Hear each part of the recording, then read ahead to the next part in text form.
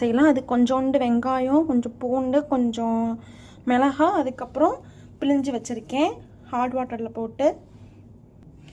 இப்போ கொஞ்சோண்டு எண்ணெய் ஊற்றிக்கலாம். எண்ணெய் ஊற்றியாச்சு. கடுகு உளுந்து போட்டுக்கலாம். வெடிச்சிருச்சு. மிளகாய் போட்டுக்கலாம். மிளகாவும் பூண்டு போட்டிருக்கோம். இப்போ வெங்காயம் போட்டுக்கலாம்.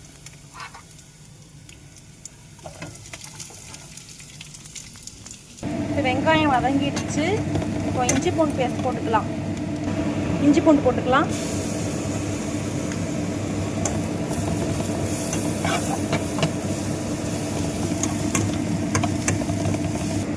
இப்போ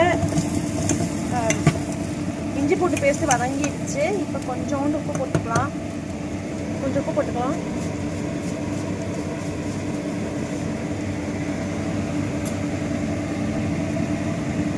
கொஞ்சம் மஞ்சள்தூள், கொஞ்சம் மிளகாய் பொடி, மல்லிப்பொடி, அப்புறம் கொஞ்சோண்டு கரம் மசாலா வதங்கிட்டு. இப்போ இதில் வந்து சோயா சாக்ஸ் போட்டுக்கலாம்.